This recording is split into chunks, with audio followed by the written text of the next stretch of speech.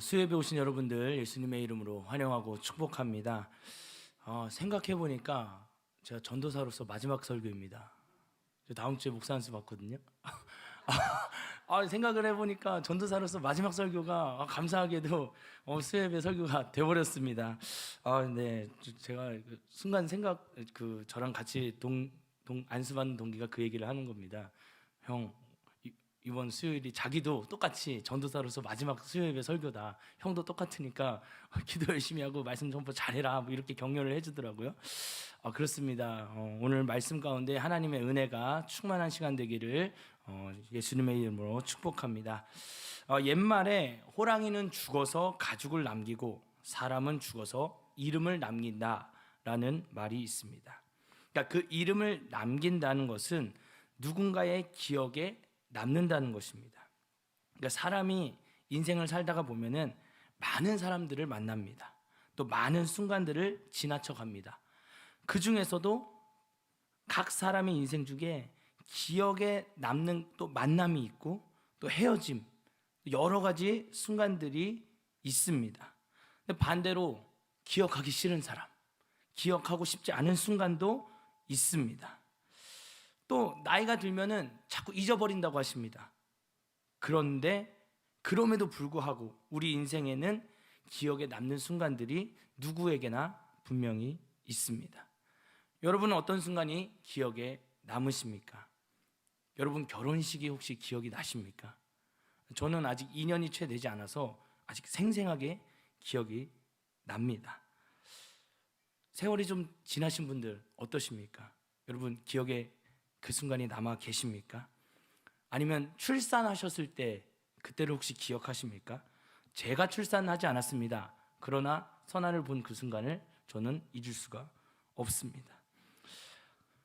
또 처음 직장에 합격했을 때, 또 사업장을 열었을 때, 첫 월급을 탔을 때, 여러분들은 또 자녀들이 결혼했을 때, 또 그 귀한 손주가 여러분 품에 안겼을 때, 그런 순간들이 여러분들에게 기억에 남는 순간일 것입니다. 또 기억에 남는 사람은 좀 계십니까? 나에게 은혜를 베풀었던 사람, 또 고마운 사람, 아니면 반대로 저 왼수, 정말 기억에 남는 저 왼수, 아니면 또 미워한 사람, 어쩌면 또 나에게 복음을 전해준 그 사람은 기억에 남아 계십니까? 또 여러분 가운데는 혹시 예배가 기억에 남아 계신 분들 계십니까? 내 인생에 정말 이 예배만큼은 잊을 수 없다, 그런 예배가 내 인생에 있었다, 이런 고백을 하실 수 있는 분들 여기 계십니까? 사실 저희 세대는 듣기만 한 그 빌리 그레이엄 목사님의 여의도 집회, 그것을 기억하시는 분들 많이 계실 것입니다.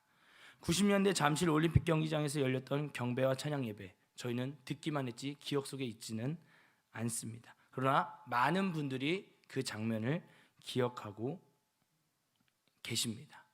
저에게도 잊을 수 없는 예배가 몇 가지 있습니다. 특별히 저는 정전 예배를 되게 좋아합니다. 정전 딱 되면은 너무 좋습니다. 정말 예배가 살아납니다. 제 기억에 정말 아주 인상 깊게 남았던 예배는 중국에서 제가 성전을 건축을 했습니다. 진짜 기적같이 건축을 했습니다. 근데 첫 예배 때 정전됐습니다. 그래서 빨간색 그 확성기 있지 않습니까?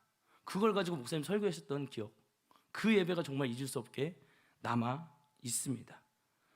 또 기억에 남는 설교는 있으십니까? 아니, 지난주일 목사님 설교도 기억이 나지 않는데, 당장 오늘 새벽에 하셨던 설교도 기억이 나지 않는데 무슨 기억에 남는 설교가 있겠습니까? 라고 저한테 반문하시는 분들도 계실 수 있습니다. 기억에 남는 설교도 여러분 있습니다. 이렇게 우리가 살다가 보면은 기억에 남지 않고 잊어버리는 순간도 있지만 기억에 남는 순간도 있습니다.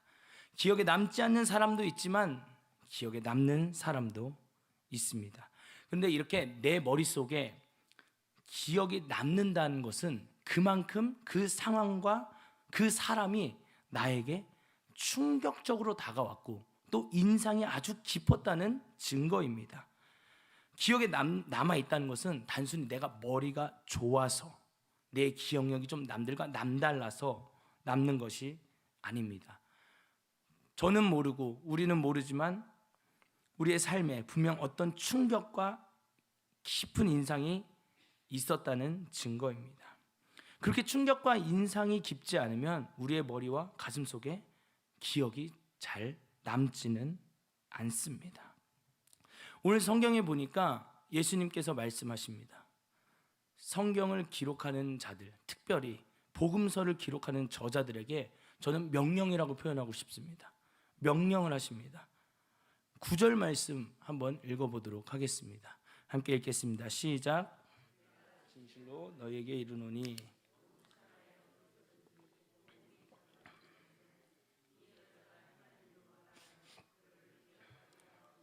아멘. 이 여자의 행동이 예수님께서 얼마나 충격을 받으시고 인상이 깊으셨으면 이 여자가 행한 일로 인하여 그를 기억하게 될 것이다 말씀하셨습니다. 그것도 그냥 이스라엘 안에서 적당히 기억된다? 이 정도가 아닙니다. 또 그 당시 예수님을 따르던 제자와 무리들 사이에서 기억되리라? 그것이 아닙니다. 온 천하에 어디서든지 복음이 전파되는 곳에 이 여자가 기억될 것이다 라고 말씀하셨습니다. 그렇게 이 이야기가 조금씩은 다르고 시간의 순서도 다르지만 사복음서 모두 기록되어 있습니다. 도대체 이 여자가 무슨 일을 했기에 예수님께서 이 여자가 한 행동이 기억되어야 할 것이다 말씀하셨는지 오늘 말씀을 보면서 함께 나누며 우리도 주님께 기억되는 인생이 되기 위해 어떤 삶을 결단하고 살아야 하는지 함께 보도록 하겠습니다. 먼저 우리 3절 말씀 함께 읽도록 하겠습니다. 3절 말씀 함께 읽겠습니다. 시작. 예수께서 베다니 나병 환자 시몬의 집에서 식사하실 때에 한 여자가 매우 값진 향유 곧 순전한 나드 한 옥합을 가지고 와서 그 옥합을 깨뜨려 예수의 머리에 부으니. 아멘. 우리가 잘 알고 있듯이 이번 주가 고난주간입니다.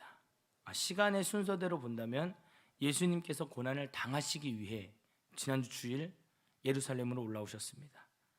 월요일에는 성전에 들어가셔서 성전을 뒤엎어버리셨습니다. 좋은 말로 청소하셨습니다.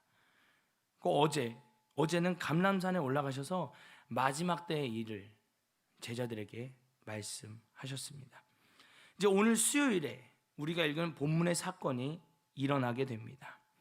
이 베단이라는 곳에서 오늘 우리가 읽은 본문의 사건이 일어나는데 성경에 베단이라는 지명의 위치가 서로 좀 다릅니다.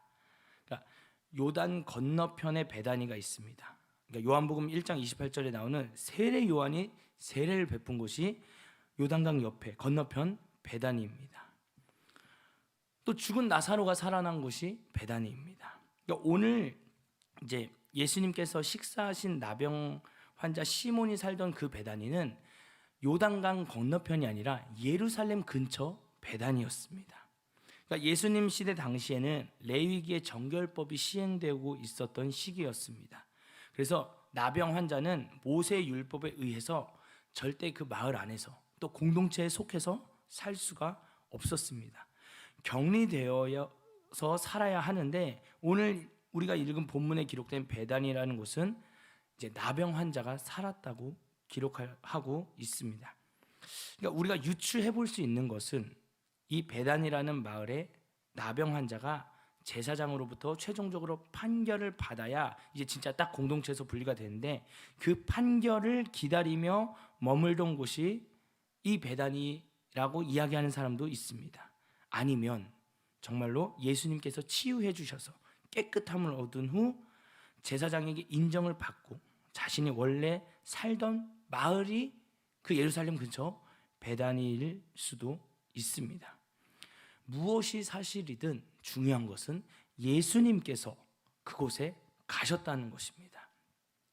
여러분에게 있어서 이런 베단이라는 곳이 있습니까? 예수님께서 방문하시는 그 장소가 있으십니까? 어떤 사람에게는 그곳이 교회일 수 있습니다. 직장일 수 있고 사업장일 수 있습니다. 어떤 사람에게는 가정일 수 있습니다. 내가 정말 힘들고 어려울 때, 낭망하고 넘어져서 희망도 안 보이고 앞도 안 보이고 어떻게 해야 할지 모르는 그때에 예수님께서 방문하실 만한 그 준비가 되어져 있는 그곳이 여러분 있으십니까? 오늘 성경에 나오는 베다니는 단순히 예루살렘과 가깝다고 해서 예수님께서 과연 방문하실 것입니까? 이 베다니라는 이름의 뜻은 빈민의 집, 고통의 집이라는 뜻을 가지고 있습니다. 여러분, 빈민이라는 말은 우리가 잘 알고 있습니다. 가난하다는 것입니다. 가난할 때 사실 따라오는 것이 고통입니다. 배고픔, 아픔, 부정적인 마음과 생각, 비교의식 이런 게 다 따라오게 되어 있습니다. 그러니까 이 부정적인 모든 것이 있었던 곳이 바로 베다니였습니다. 우리가 이 베다니를 보면서 깨달아야 할 것은 예수님께서 방문하시는 곳은 좋은 호텔, 맛있는 음식이 준비되어 있으며 좋은 시스템, 환경, 남부럽지 않게 화려한 멋진 곳이 아니라는 것입니다. 사회적 지위가 있고 명예가 있으며 권력 있는 사람들이 많은 예루살렘 성전과 같은 곳에 예수님이 방문하지 않으십니다. 방문은 하시는데 그곳에서 주님의 일을 행하시지는 않으십니다. 오히려 예루살렘 성전을 보면서 강도의 소굴을 만들었다며 책망을 하십니다. 예수님께서 방문하셔서 주의 일을 행하시는 그곳에는 사실 좋은 호텔도 없습니다. 맛있는 음식도 없고 환경도 그리 좋지 않습니다. 나병 환자의 집이라면 냄새도 엄청 심했을 것입니다. 사회적 지위도 없고 명예도 없으며 권력이랑 전혀 상관이 없는 곳입니다. 오히려 멸시받고 또 천대받으며 차별이 있는 곳이 바로 베단이었습니다. 그런데 예수님은 그곳에 방문하십니다. 우리의 삶에 예수님의 방문이 있었습니까? 아니면 전혀 없었습니까? 옛날에는 예수님께서 방문하셨는데 지금은 방문하지 않으실 수도 있습니다. 어떤 분은 반대로 옛날에는 예수님이 정말 오지도 않으셨는데 지금은 자주 방문하시는 분들도 계실 것입니다. 왜 그렇습니까? 이게 나의 마음이, 내 삶이 베다니와 같은지, 그렇게 가난한지, 아니면 화려함만 남은 종교적인 행위만 있고 인본적이고 세속적인 그런 장사해야 하는 강도의 소굴이 된 예루살렘 성전인지 우리는 우리 자신을 살펴보아야 할 것입니다. 혹시 내 마음이 강도의 소굴이 된 예루살렘 성전과 같다면 예수님은 나의 삶에 방문하지 않으실 것입니다. 예수님이 나의 삶에 방문하게끔 나의 마음을 청소해야 합니다. 모든 인본과 세속을 정리하고 예수님께서 성전을 청소하셨듯이 나의 마음도 청소해달라고 우리는 기도해야 합니다. 인간이란 존재는, 나라는 존재는 내 마음을 청소하기 싫어하는 존재입니다. 로마서 1장에 분명하게 말씀하고 있습니다. 인간은 하나님을 마음에 두기 싫어한다. 이 말은 내 마음에 하나님을 모시려면 깨끗하게 날마다 나를 돌아보면서 이게 마음을 청소하며 관리를 해야 하는데 이게 보통 쉬운 일이 아닙니다. 이 마음의 청소, 우리가 잘 알고 있는 단어로 회개라고 부릅니다. 저는 개인적으로 확신하면서 말할 수 있는 것이 오늘 회개 못하면 내일 회개 더 힘들어집니다. 어제 회개 못했다, 오늘 회개 힘듭니다. 그 회개를 오늘 못했다, 내일 회개할 수 있다라고 장담 못합니다. 오늘 할 회개를 내일로 미루면 사단이 기다려주지 않습니다. 내일이 있으니까 내일 하면 되지, 특세니까 내일 나와서 새벽에 하면 되지, 뭐 이 시간에 또 하냐, 저녁 시간에, 이렇게 속삭입니다. 내일이 있으니까 내일 하면 되지라는 생각을 계속 넣습니다. 안타까운 것은 내일이라는 시간이 우리에게 주어진다는 것을 많은 사람들이 굉장히 장담하고 있다는 것입니다. 여러분 잘 아시는 말이 하나 있습니다. 오는데 순서 있어도 가는데 순서가 없다. 우리는 언제 하나님이 불러가실지 모르는데 당연히 내일을 맞이할 것이라는 그런 생각을 가지고 있습니다. 우리의 인생이 언제 하나님 앞으로 불려갈지 모릅니다. 그렇기에 날마다 순간순간마다 우리의 마음을 회개해야 하는 것입니다. 날마다 청소를 하고 있으면, 날마다 회개를 하고 있으면 예수님의 때에 예수님은 우리의 삶에 반드시 방문하실 것입니다. 여러분, 예수님의 방문을 날마다 회개함으로 준비하는 저와 여러분 되기를 예수님의 이름으로 축복합니다. 그렇다면 우리가 준비가 되었을 때, 예수님이 오늘 베다니에 방문하셨던 것처럼 나에게 방문하셨을 때 나의 반응은 어떠해야 합니까? 준비가 됐다고, 회개로 다 준비가 됐다고 끝난 것이 아닙니다. 우리 3절 말씀을 한번 다시 읽어보도록 하겠습니다. 3절 말씀 함께 읽겠습니다. 시작. 예수께서 베다니 나병 환자 시몬의 집에서 식사하실 때에 한 여자가 매우 값진 향유 곧 순전한 나드 한 옥합을 가지고 와서 그 옥합을 깨뜨려 예수의 머리에 부으니. 아멘. 이 한 여인이 베다니에서 예수님의 방문 소식을 듣고 나병 환자 시몬의 집에 옵니다. 이 당시 여인이 나병 환자의 집에 온다는 것은 굉장한 용기가 필요한 일입니다.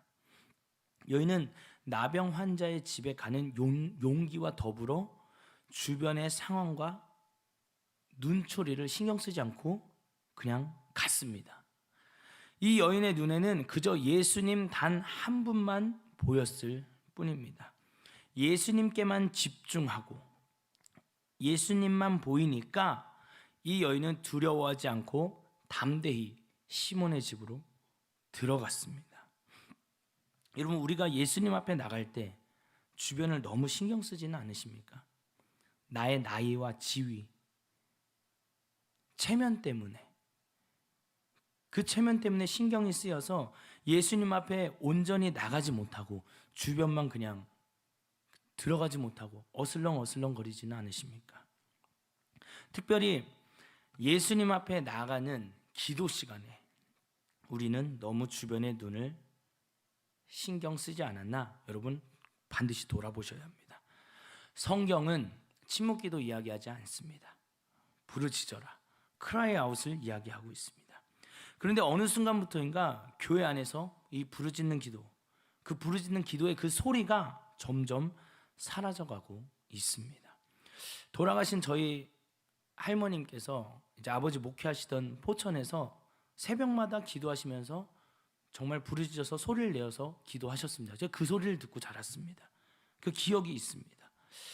할아버지 할머니 두 분 다 새벽 예배 나가셔서 아버지의 목회와 이 손주들의 앞날을 위해서 기도하셨는데, 이제 아버지께서 선교사를 나가시게 되면서 교회를 사임하시고 할머니 할아버지께서도 포천이 아닌 다른 곳으로 이제 이사를 가게 되셨습니다. 그래서 그 집 앞에 있는 교회에 평소 습관을 따라서 새벽 기도에 나가셔서 너무나 당연하게 우리 주여 부르고 기도하겠습니다 하니까 주여 하고 기도를 시작을 하셨습니다. 근데 이제 이사 오고 이제 저도 할머니 집에 한번 갔었는데, 이제 처음에 기도하러 다녀오신 할머니께서 이 저한테 하신 말을 잊을 수가 없습니다. 아니, 그 교회 갔더니 요한아, 아니 기도 음악 틀어놨어. 그런데 내가 평소처럼 부르짖어서 주여 하고 방언으로 기도하는데 누가 옆에서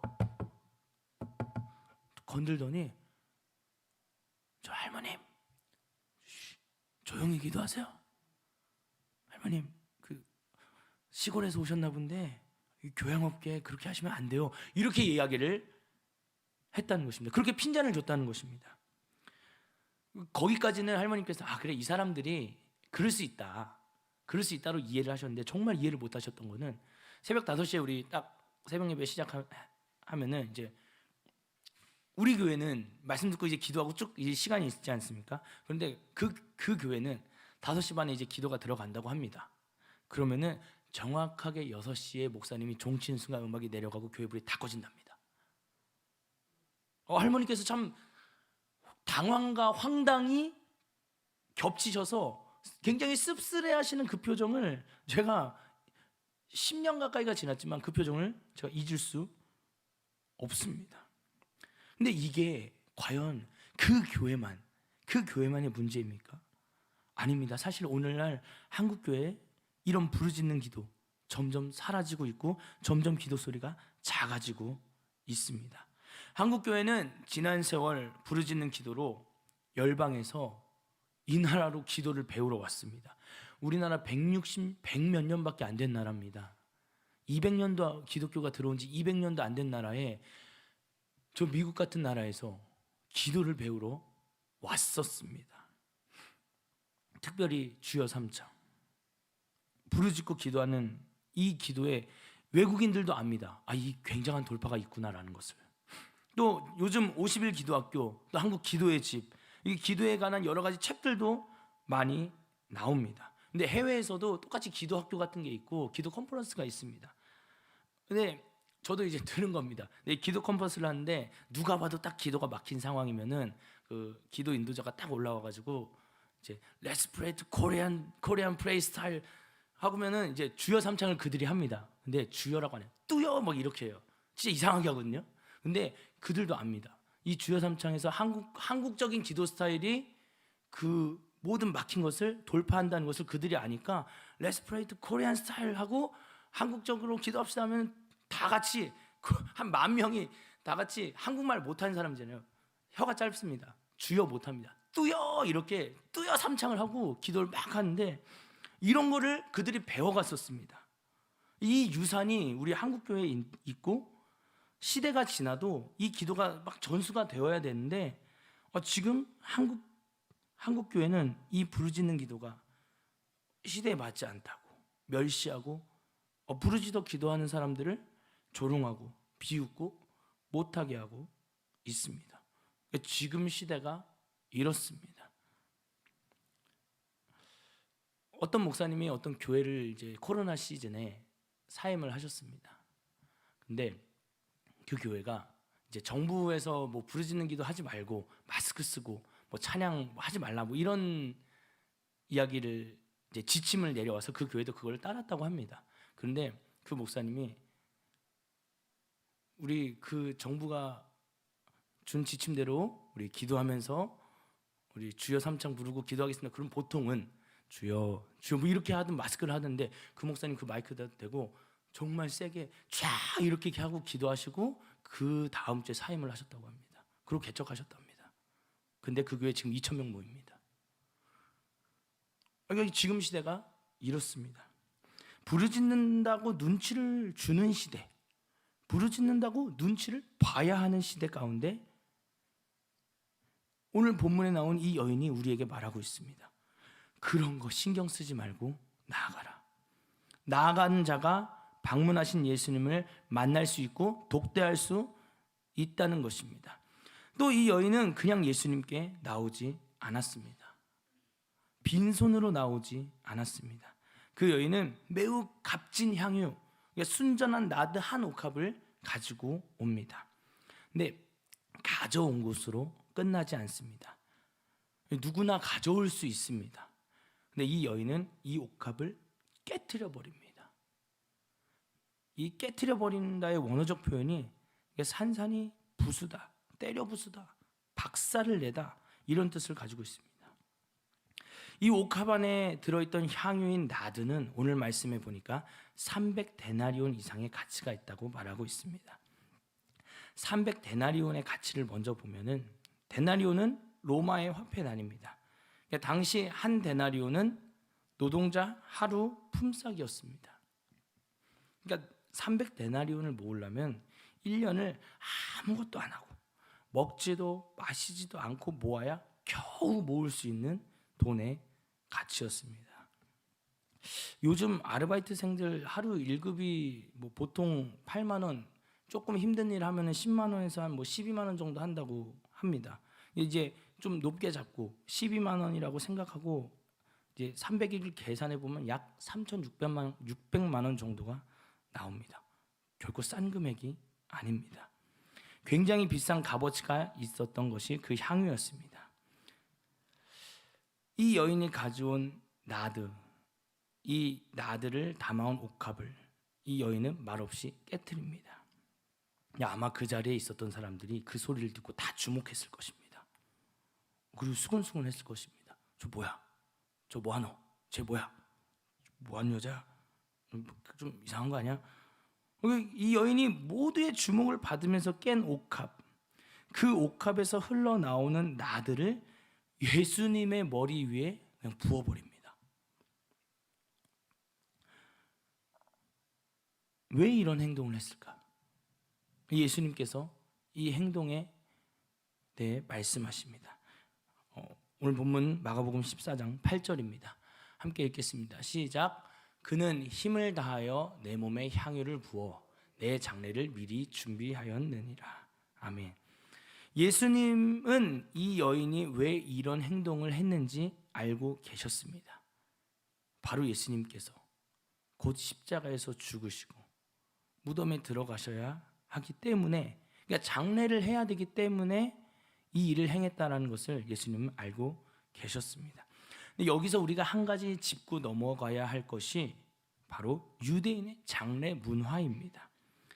세계 기독교 박물관 이제 유대 절기와 관습에 보면은 이제 유대인의 장례 문화는 기본적으로 당일에 장례가 끝나야 됩니다. 우리 같이 뭐 3일장, 5일장 이런 거 없습니다. 그냥 매장을 하든 동굴에 넣든 무조건 당일에 끝내야 하는 문화가 있습니다. 신명기 21장 23절을 한번 읽어보겠습니다. 함께 읽겠습니다. 시작. 그 시체를 나무 위에 밤새도록 두지 말고 그날에 장사하여 내 하나님 여호와께서 내게 기업으로 주신 땅을 더럽히지 말라. 나무에 날린 자는 하나님께 저주를 받았음이니라. 아멘. 이 말씀에 근거해서 유대인들은 당일에 장사를 끝냈습니다. 중동 지역이 지역적인 특성상 40도 50도 올라갑니다. 그래서 장례가 단 하루라도 늦어지면은 시체에서 우리 이야기하는 그 시체 썩는 냄새, 그 냄새가 진동한다고 합니다. 그만큼 부패도 빠르고 악취가 납니다. 그래서 그런 악취가 나면은 그 악취를 잡기 위해서 향품과 향유를 써야 하는데 이 유대인들이 이게 이방인의 습관이라고 싫어했고 되도록이면 향품과 향유를 쓰지 않으려고 굉장히 노력을 했다고 합니다. 그런데 딱 하나 예외가 있었습니다. 역대하 16장 13절에서 14절입니다. 함께 읽겠습니다. 시작. 아사가 왕위에 있은 지 41년 후에 죽어 그의 조상들과 함께 누움에 다윗성에 자기를 위하여 파두었던 묘실에 우리가 장사하되 그의 시체를 법대로 만든 각 양 향재료를 가득히 채운 상에 두고 또 그것을 위하여 많이 분향하였더라. 예외적인 하나, 왕의 장례에는 향품과 향유를 사용하도록 허락이 되었습니다. 그래서 이 여인이 옥합을 깨어서 향유를 예수님 머리에 부은 행동은 장례를 위한 것도 있지만 예수님, 당신이 왕이십니다 라는 이 고백이 있었던 것입니다. 또 이제 예수님이 왕이라고 고백하는 사람들이 나옵니다. 요한복음 19장 38절에서 40절 함께 읽어보도록 하겠습니다. 함께 읽겠습니다. 시작. 아리마대 사람 요셉은 예수의 제자이나 유대인이 두려워 그것을 숨기더니 이 일 후에 빌라도에게 예수의 시체를 가져가기를 구하매 빌라도가 허락하는지라. 이에 가서 예수의 시체를 가져가니라.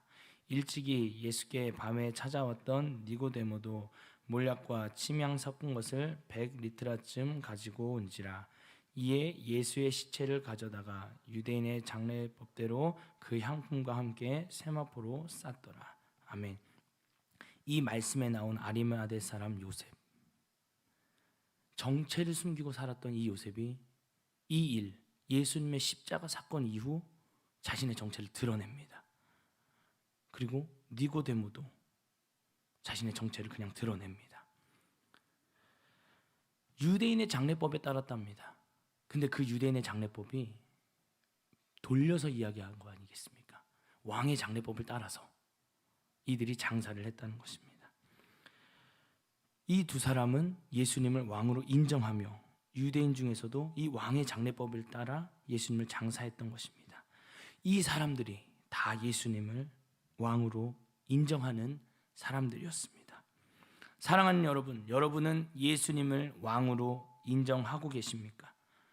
여러분 정말 인정하십니까? 그렇다면 이 여인과 같이 여러분이 깬 옥합 안에는 무엇이 있었습니까? 무엇을 주님께 드리며 주님만이 나의 왕이십니다, 이 고백을 하셨습니까? 저희 교회도 몇 번 오셨다고 들었습니다. 김용희 선교사님이 속해 계신 이제 순회선교단, 지금은 단체 이름이 좀 바뀐 것 같은데 그 순회선교단에 복음학교라는 유명한 학교가 있었습니다. 저는 가보질 않았는데 그곳에 가면 누구에게나 예외 없이 하는 질문이 있었다고 합니다. 그 질문이 뭐냐면 주님께 드리지 못한 당신의 1%는 무엇입니까? 다시 한번 말씀드리겠습니다. 주님께 드리지 못한 당신의 1%는 무엇입니까? 주님, 내가 주님께 시간을 드립니다. 물질을 드립니다. 그러나 자녀는 못 드리겠습니다. 주님, 내가 주님께 나의 삶을 드립니다. 그러나 나의 돈은 조금 드리기 어렵습니다. 주님, 내가 주님께 자녀도 드리고 우리 가정도 드립니다. 마음껏 사용하여 주시옵소서. 그러나 내 시간은 드리지 못하겠습니다. 이렇게 내가 주님께 99%는 다 드리겠다라고 하는데 그렇게 드리지 못한 1%가 무엇이냐고 그 학교에서 질문을 한다고 합니다. 그리고 이렇게 이야기합니다. 만약 그 1%가 있으면 당신은 아직 주님을 왕으로 모시고 있는 것이 아닙니다라고 그 자리에서 그 사람들 앞에서 선언해버린다고 합니다. 여러분에게 그 1%는 무엇입니까? 여러분에게 그 1%는 무엇입니까? 지금은 드렸지만 제가 좀 어렸을 때 주님께 드리지 못했던 것이 있습니다. 저 있었습니다. 누구에게나 자신 있게 얘기합니다. 나 이거 못했었다.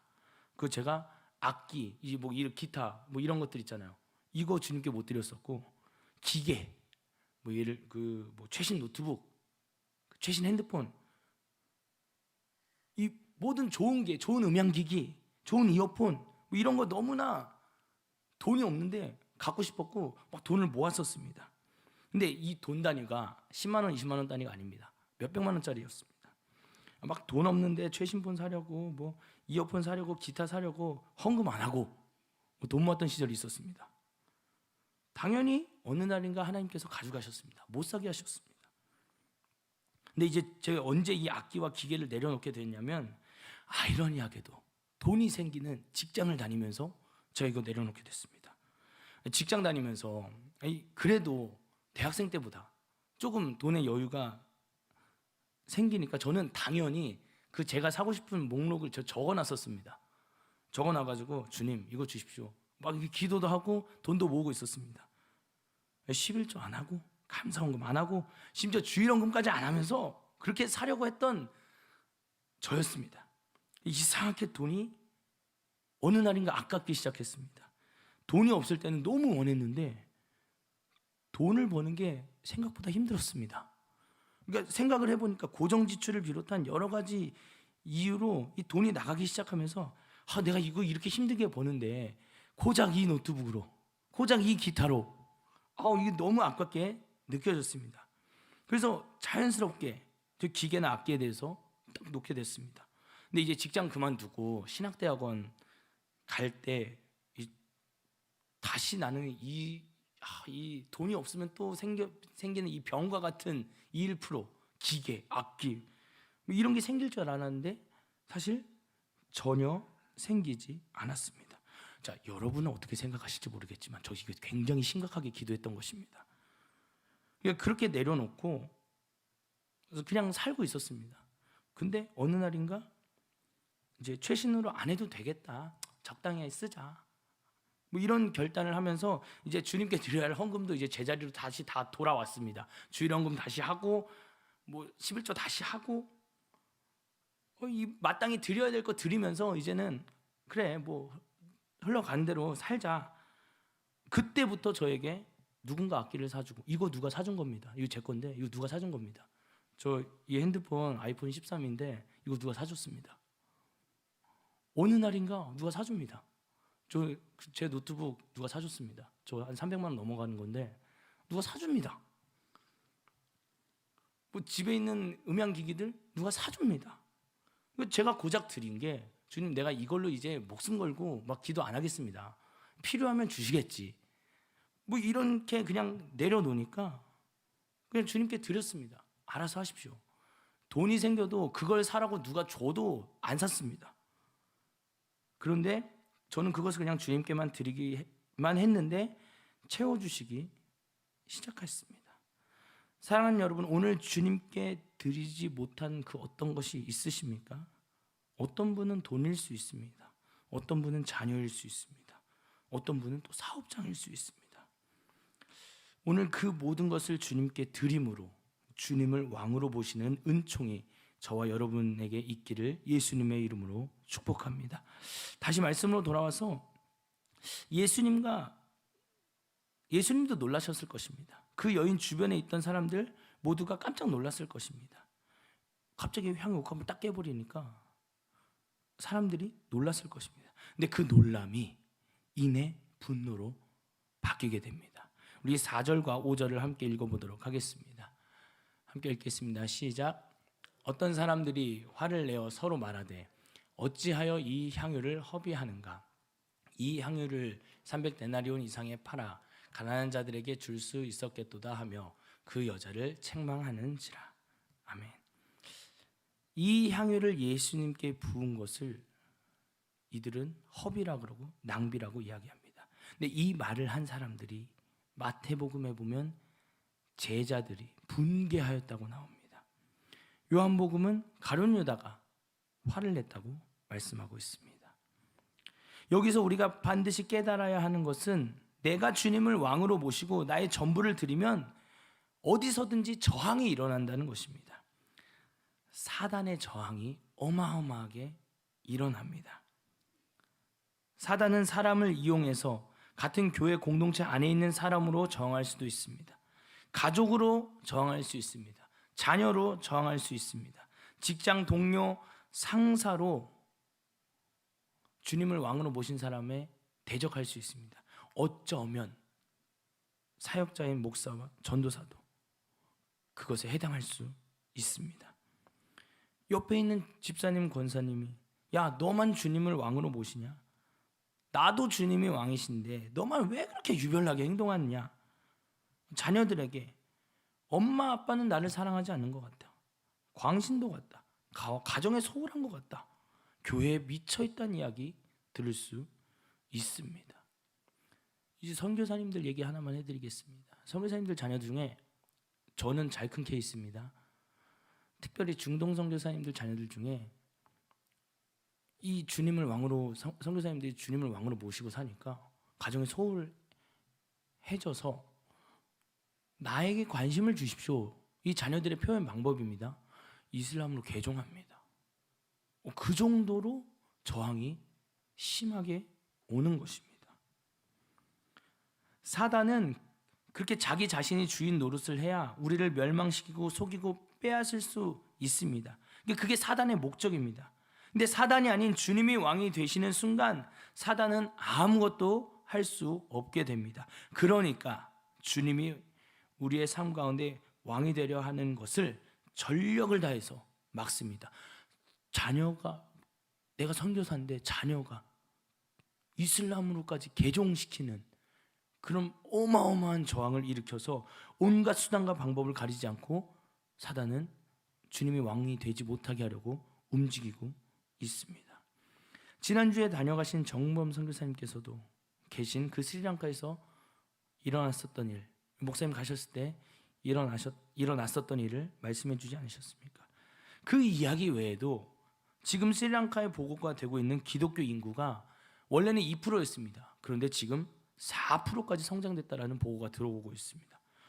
근데 이 4%까지 올라갔는데 어마어마한 진통이 있었다고 합니다. 여러분, 불교 국가인 그 스리랑카에 이 기도의 집이 세워지고 사람들이 기도함으로 회복되기 시작하니까 이 사단이 가만히 있지 않습니다. 몇몇은 죽기도 했습니다. 다치기도 합니다. 근데 그렇게 사단의 방해가 있었습니다. 그런데 그것을 기도로 뚫으니까 2%에서 4%라는 성장을 이루게 된 것입니다. 여러분, 기독교를 법적으로 금지하는 국가가 2%를 성장했다는 것은 어마어마한 기적입니다. 이렇게 분명한 방해가 있습니다. 여러분, 없다고 하시는 분, 없다고 하는 혹시 사역자가 있습니까? 거짓말하는 겁니다. 주님을 왕으로 모신 후에 삶이 순탄하고 평탄하고 아무 고통과 고난이 없을 것이다 라고 말하는 것은 거짓말입니다. 주님을 왕으로 모시고 살려면 인본과 맞서야 합니다. 세속적인 것과 맞서야 합니다. 이 세대를 본받지 말아야 합니다. 주님을 왕으로 모시고 살아야 하니까 기준이 이 말씀이 될 수밖에 없습니다. 이 말씀을 기준으로 살아가기 때문에 우리는 어쩌면 대한민국의 법과도 싸울 수 있는 날이 올지 모르겠습니다. 차별금지법이 통과가 되면은 우리는 대한민국의 법과도 싸워야 합니다.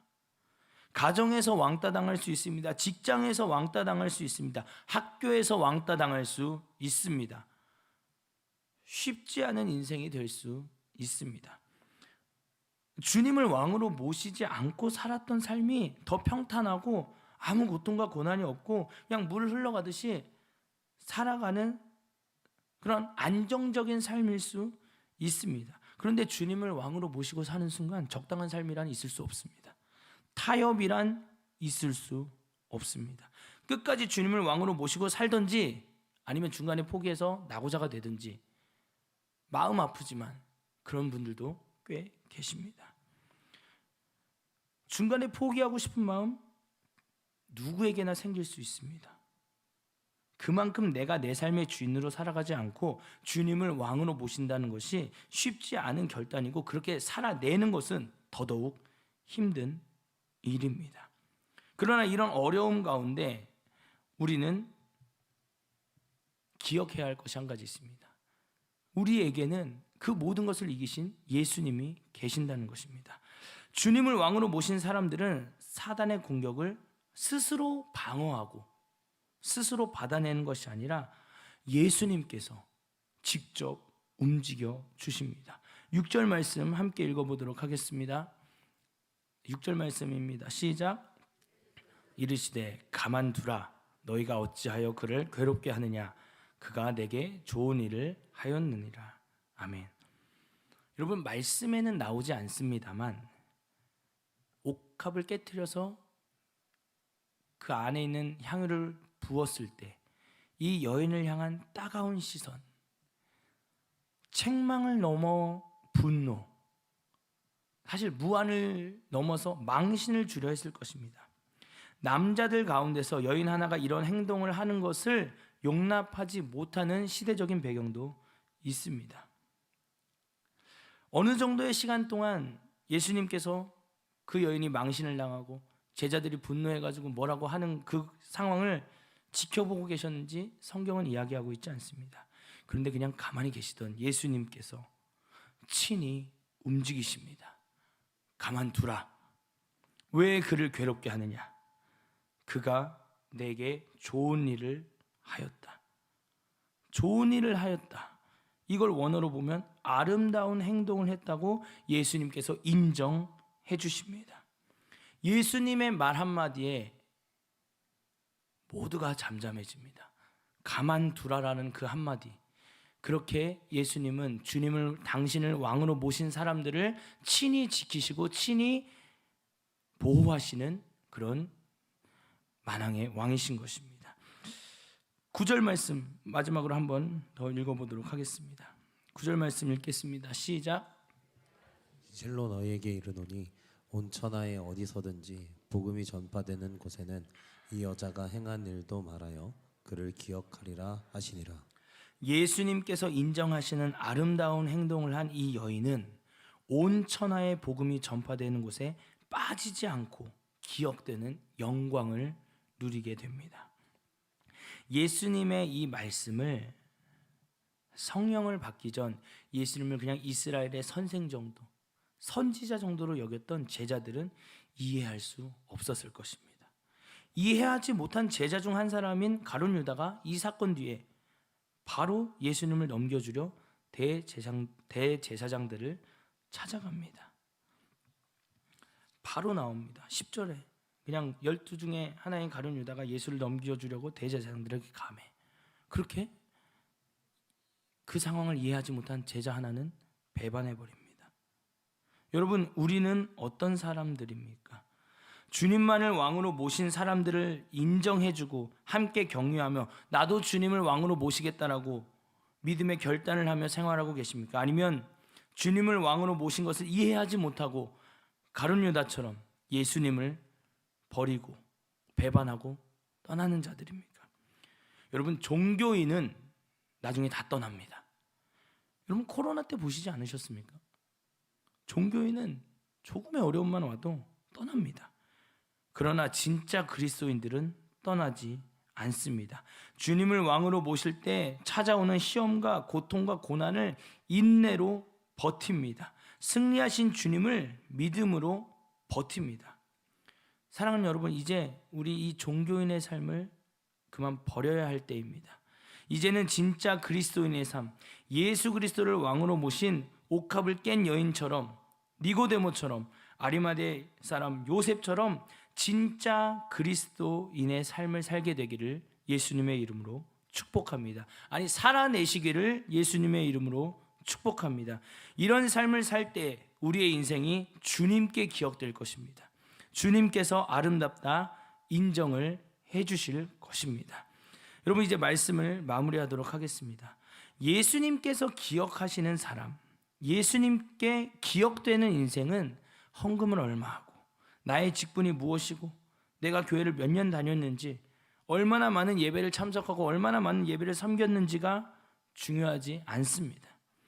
예수님께서 기억하시고 인정하시는 인생은 주님을 왕으로 모시고 살았는지, 가장 귀한 것을 드리면서까지 주님을 왕으로 모시고 살고 싶다는 그 갈망이 있고 그 결단이 있는지 주님은 그것을 보시는 것입니다. 오늘 이 밤 혹시 여러분 가운데 아직 주님을 왕으로 모시지 못한 분들 계십니까? 괜찮습니다. 이 밤 회개하고 주님을 왕으로 모시는 밤 되기를 예수님의 이름으로 축복합니다.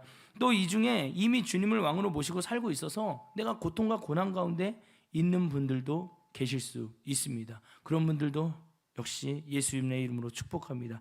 우리 주님이 여러분의 삶을 보호해 주시고 변호해 주시고 마침내 이기게 하실 것입니다. 끝까지 승리하는 주님을 왕으로 모시는 믿음의 성도가 되기를 예수님의 이름으로 축복합니다.